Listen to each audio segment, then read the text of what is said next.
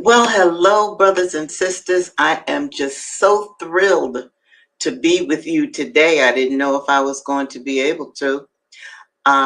Before I begin, I want to give a big shout out to Katara Lane. I always want to call her Katara, but it's Katara Lane because I was able to call her, and this is on Tuesday. Just before I was about to go on Tuesday, my computer just collapsed. I panicked. I didn't know what to do.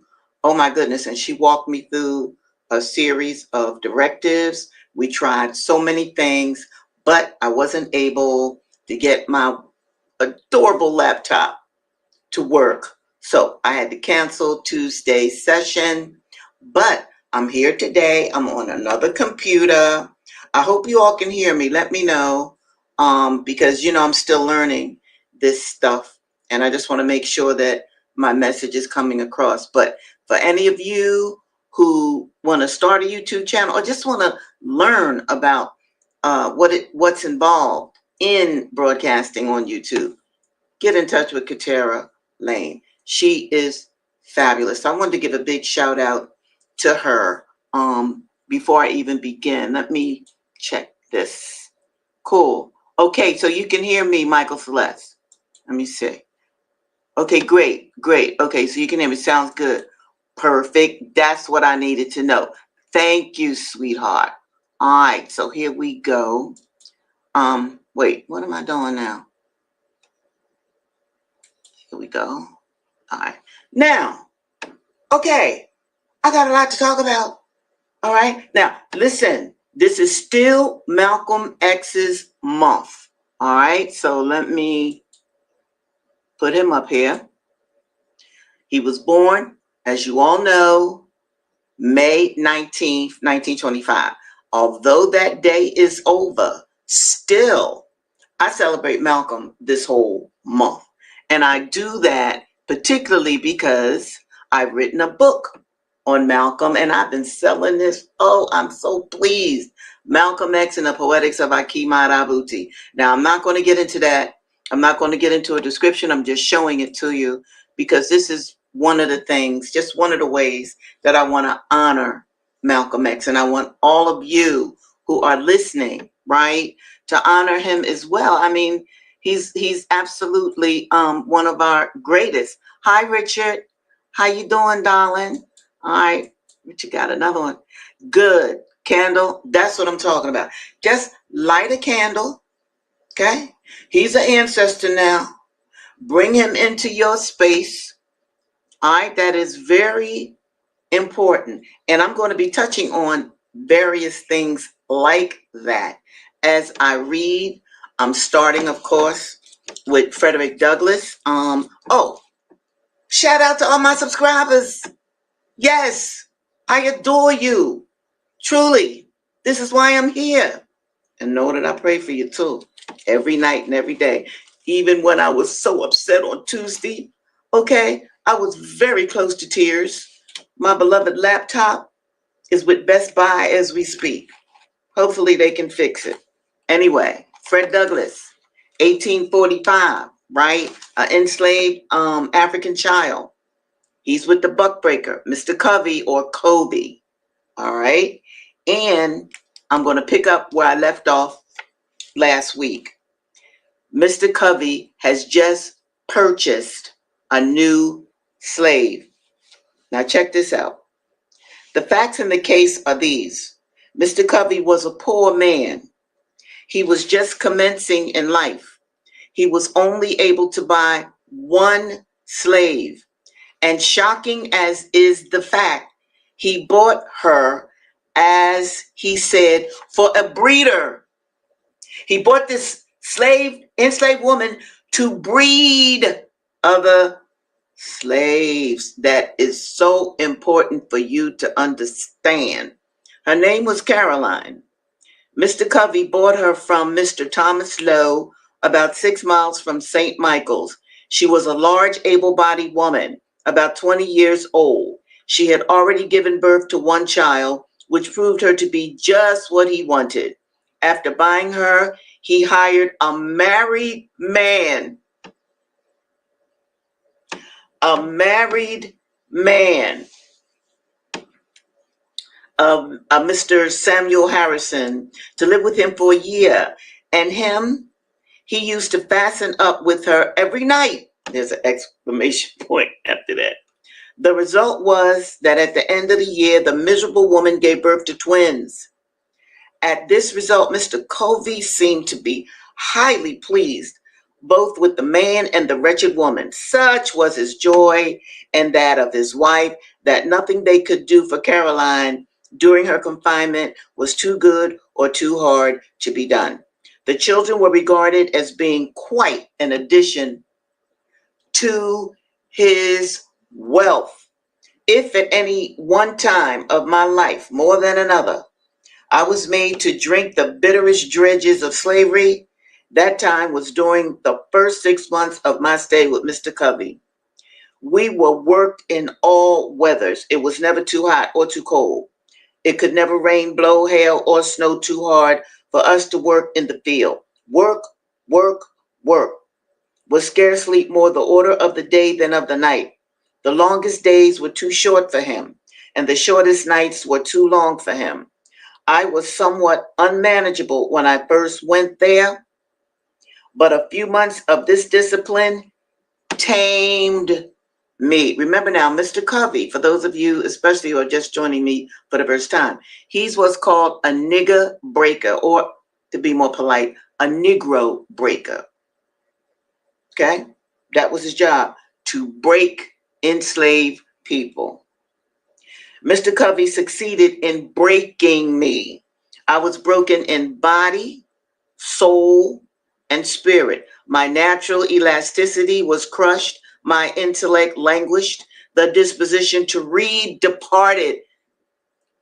Fred wanted to learn how to read. That was very important to an enslaved male or enslaved woman who, during this time period, to teach an enslaved person to read was illegal. It was against the law.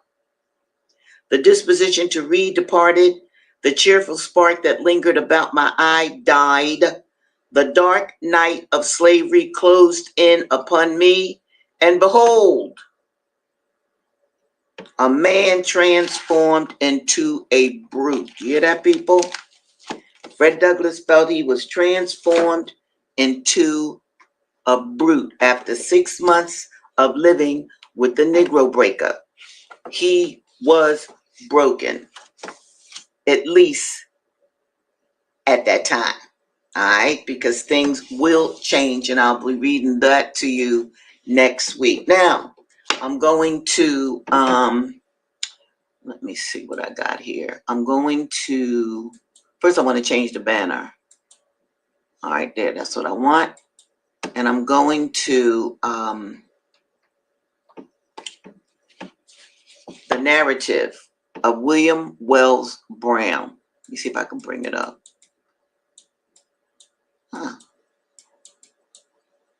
Here it is. The narrative of William Wells Brown. Now, this was written in 1853. And like Douglass, William was an enslaved child. Now, check out his story. William had been in the city now for 2 days. Oh, his master told him to go find somebody to buy him. Worse, his master was his uncle. His master was his uncle. His master was his uncle, and his uncle needed some money, so he told young William, go find somebody that will buy you so I don't have to put you on an auction block. Okay? That's why this session is called Enslavers Sell and Breed Black Relatives, because they do in this time period. And then, of course, Dessa, we're going to get to her last, okay? All right. William had been in the city now 2 days, and as he was to be absent for only a week, it was well that he should make the best use of his time, if he intended to escape. In conversing with his mother, he found her unwilling to make the attempt to reach the land of liberty, but she advised him by all means to get there himself, if he possibly could. She said, as all her children were in slavery, she did not wish to leave them. But he loved his mother so intensely that he could not think of leaving her. He consequently used all his simple eloquence to induce her to fly with him, and at last he prevailed. They consequently fixed upon the next night as the time for their departure. The time at length arrived, and they left the city just as the clock struck 9. Having found a boat, they crossed the river to it. Whose boat it was, he did not know, neither did he care. When it had served his purpose, he turned it adrift, and when he saw it last, it was going at good speed down the river. After walking in the main road as fast as they could all night, when the morning came, they made for the woods and remained there during the day. But when night came again, they proceeded on their journey with nothing but the North Star to guide them. The North Star. That's what Harriet used. You dig? I mean, get to know. Now, this isn't in the book. This is Regina talking now.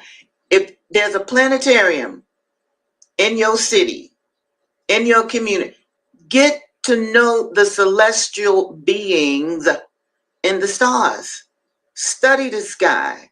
I know that I'm saying this because the culture in which we live, I mean, they could care less. But understand that that North Star was the guide to freedom. It was the GPS to freedom. Harriet used it. Harriet never lost a passenger. Okay, so William and his mom are being guided by the North Star. They continue to travel by night and to bury themselves in the silent solitudes of the forest by day. Hunger and fatigue could not stop them, for the prospect of freedom at the end of the journey nerved them up. The very thought of leaving slavery with its, now listen to this is 1853, with its democratic whips and Republican chains, with its democratic whips and Republican chains, with its democratic whips and Republican chains. People, and I don't like to go into the modern age, you know. I'm sticking with the enslavement period because I want to give you a good foundation on that. But notice how he talks about politics. Democratic whips, Republican chains, because the Democrats and the Republicans love slavery. Oh, yes, they did. Now, you know, there was some, small number, but there was some really nice white folk that helped out the enslaved people. I mean, Harriet depended on some. You know she did. But I like how he said Democratic whips, and this is 1853, Republican change. Y'all, you don't be dependent on these parties for your life. There's other kinds of activism that you could do. I'll talk about that at another time. Anyway, with its democratic whips, the very thought of leaving slavery, with its democratic whips, Republican chains, and bloodhounds, caused the hearts of the weary fugitives to leap with joy. After traveling 10 nights and hiding in the woods during the day for fear of being arrested and taken back, they thought they might with safety go the rest of their way by daylight. In nearly all the free states, there are men who make a business of catching runaway slaves and returning them to their owners for the reward that may be offered. Some of these were on the alert for William and his mother, for they had already seen the runaways advertised in the St. Louis newspapers. Runaways were advertised in the newspapers. Understand that. All at once they heard the click of a horse's hoof, and looking back saw 3 men on horseback galloping towards them. They soon came up and demanded them to stop. The 3 men dismounted, arrested them on a warrant, and showed them a handbill offering $200 for their apprehension and delivery to Dr. Young, that was his uncle master, Dr. Young and Isaac Manfield in St. Louis. See, his mother was sold to somebody else. While they were reading the handbill, William's mother looked him in the face and burst into tears. A cold chill ran over me. says he, and such a sensation I never experienced before, and I trust I never shall again. They took out a rope and tied him, and they were taken back to the house of the individual who appeared to be the leader. They then had something given them to eat and were separated. Each of them was watched over by two men during the night. The religious characteristic of the American slaveholder soon manifested itself as, before the family retired to rest, they were all called together to attend prayers. Attend prayers.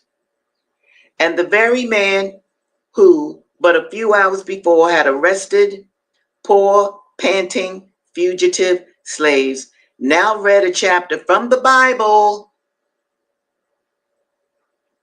and offered a prayer to God, as if that benignant and omnipotent one consecrated the infernal act he had just committed. I mean, understand, these were Christians, Bible thumping people who believed in slavery. And in fact, even, let me see what Ani, Democratic whip and Republican echoes. Listen, don't get me started, but you got the gist of what I'm talking about, Ani, because you see, this is 1853 I'm talking about. That's when William wrote the book. You dig? And we in 2025. That's why Malcolm X said history has rewarded all of his research. Okay? History. And this is why I'm taking you all back now. Oh my Lord. I gotta show y'all this. Let me find this. Where is it? Because Dessa Rose. Now I want you all to hear me, especially you women. Dessa Rose, which I'm going to read now, was a pregnant, enslaved woman. And she really did live. Now, her name might not have been Dessa Rose, but in history, Shirley Ann Williams, she's the writer of this novel. This is a novel. The other two books I read to you, those are narratives, biographies, okay? Or no, autobiographies, all right? This is a novel. But what this good sister did, this good sister writer, Shirley Ann Williams, she took that historical incident, which she couldn't find much on, neither can I. But it is written that a pregnant woman in 1829 was on a coffle. Let me find a coffle because I want y'all to see. This is a coffle. Men in front, you see they all got their hands tied behind them. The women in the back, you see that? Well, somehow, Dessa Rose, a pregnant enslaved woman on a coffle that I just showed you, broke loose and led the brothers and sisters in a rebellion. Lord have mercy. So here we go. So this writer in the modern age, she took that historical incident and she made a novel out of it. So it really did happen, right? But the way that a creative writer can add or subtract things from the reality of a situation, this is what Shirley Ann Williams did with this marvelous book. I'll show it to you again. Dessa Rose, okay? Now, last time we were together last week, I read to you about Dessa Rose's beloved. Lord have mercy. His name was Kaine. And he would come down to the quarters because, see, Dessa, now the writer, well, you'll hear how she switched up in a minute. Dessa was a field slave. Kaine, her man, worked up at a big house. He could grow strawberries all year round. So they kept a big garden of strawberries around the big house. So Dessa was separated from her beloved.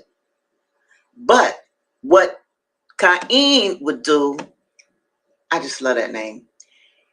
He was a music man too. Now, women, really, really think about this. You know how you get when you go to a show and you see a male musician on stage. You know you scream. You know you get nutty. Anyway, the writer made Dessa Rose's husband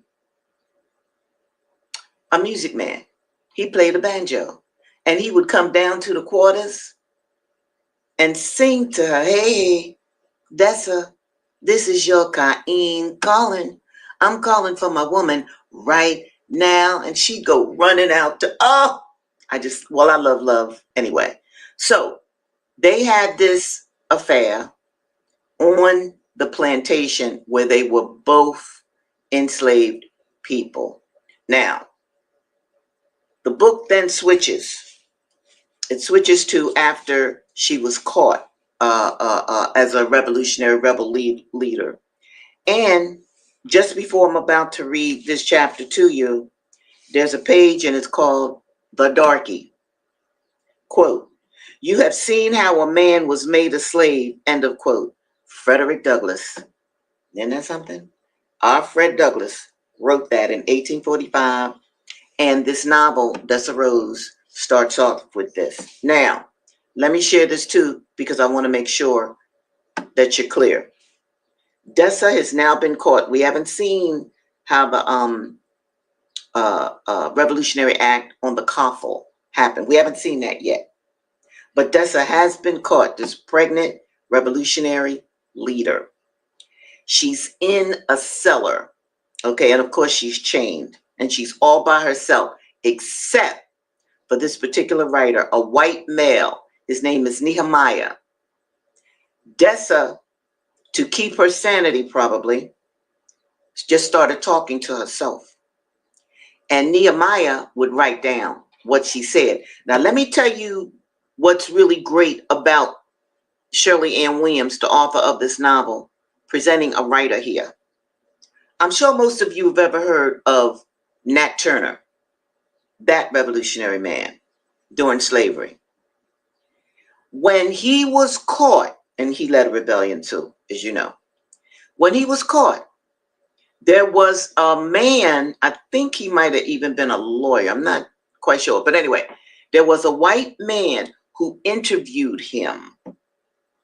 Nat Turner was in jail in chains. Dessa Rose she's not in jail, but she's in this cellar in chains. And just like Nat Turner was interviewed, Nehemiah is listening to Dessa talk and he's writing down her story. Okay, so here we go.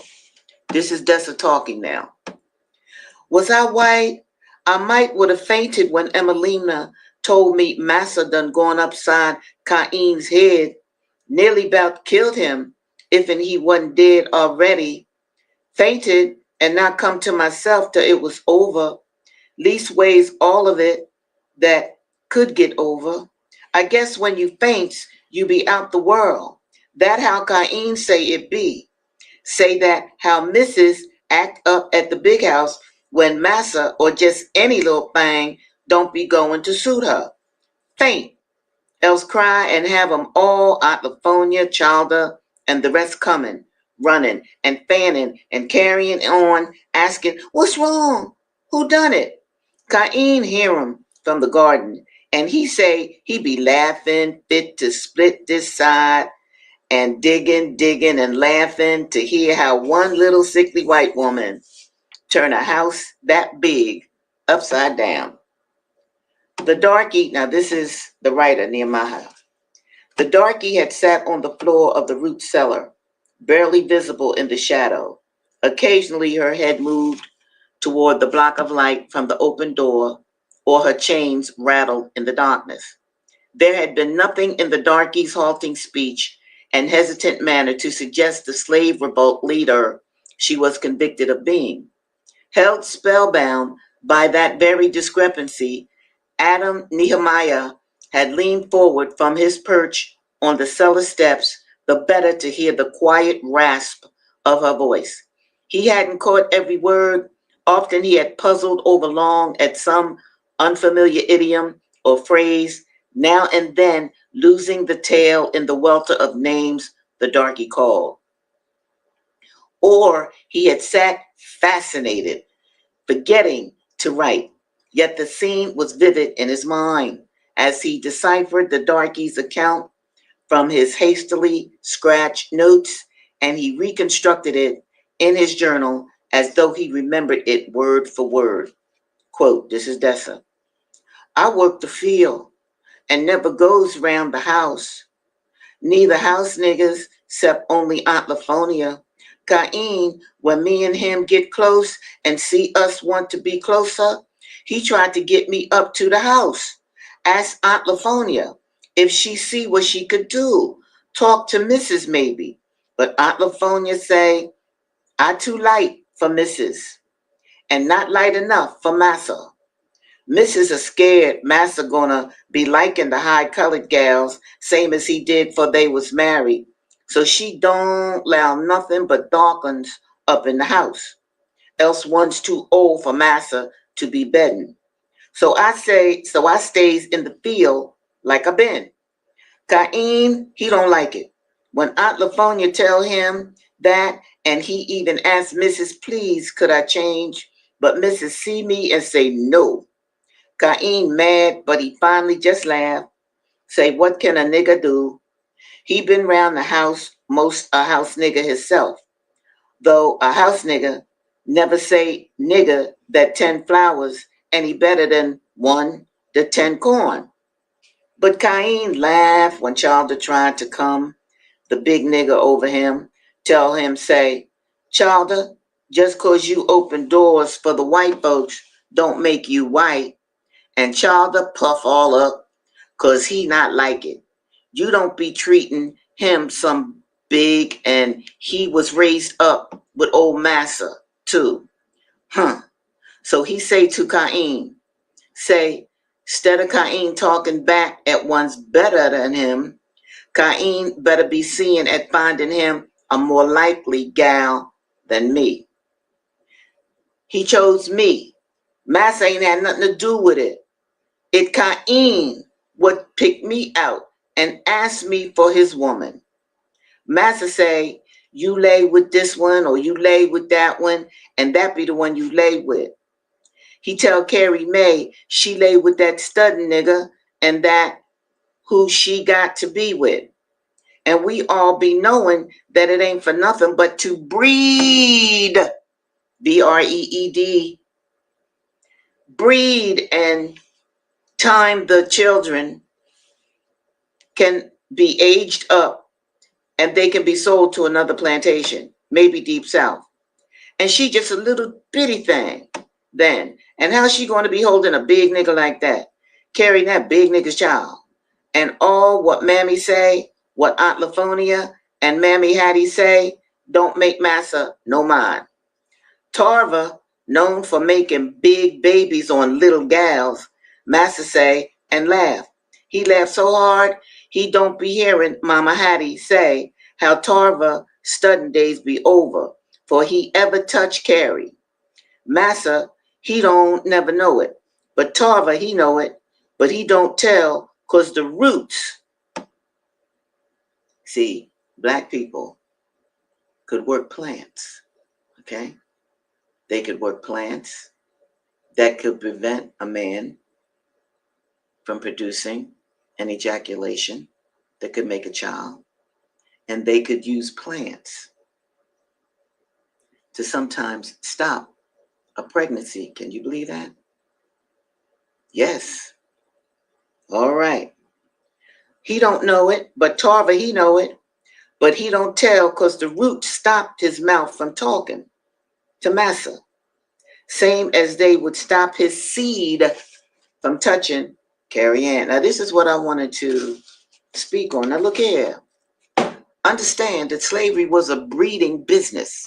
Now, I didn't go into this, but William Wells Brown, the boy who was looking for a master, who ran away with his mom, he had just left his sister, and his sister was sold to a enslaving pimp. There were pimp-like white men, right, who would buy some pretty girls, okay, and parcel them out to other men who would want to screw them. Certainly white men. You dig? So breeding was very much a part of slavery. You understand? and the master, as Dessa Rose just said, okay? And even Mr. Covey, the master would pick a woman and get a man and say, now y'all, breed like dogs. Y'all breed like the animals that you are.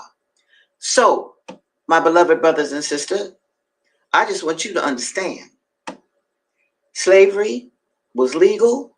Those Democratic whips and Republican chains, white people had all the sex they wanted from black enslaved women, from the lightest light to the darkest rose. You dig? It was profitable. When you finished with a slave, you could sell that person, get your money back, or even more. Understand that?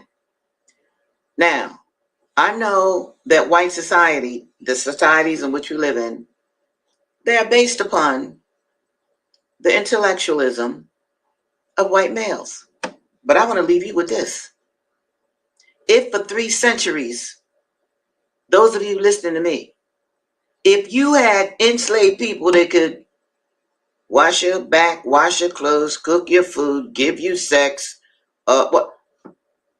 Hell, look at the society you could have built. So understand the foundation of capitalism in America. Understand that. For that to happen, they treated black people as if they were animals. And who were these black people? Your ancestors. Your ancestors. So if you were born in America, pay homage to your peoples now. And those of you who are lucky enough to still have older relatives, interview them. Make them talk. Because very often a lot of older people don't want to talk about the past. All right? But you make them talk. And you write down what they say. That is very important. Well, brothers and sisters, I'm about to sign off. I'm so glad that I was able to make it here today. If you could see what I'm sitting on, you would die laughing. Okay, this is not my usual station, but I was determined to see you all today. And I will look forward to seeing you on Tuesday. Same time, 2 o'clock, same place. Readings with Regina. Take really good care and do something wonderful for somebody else. Peace now.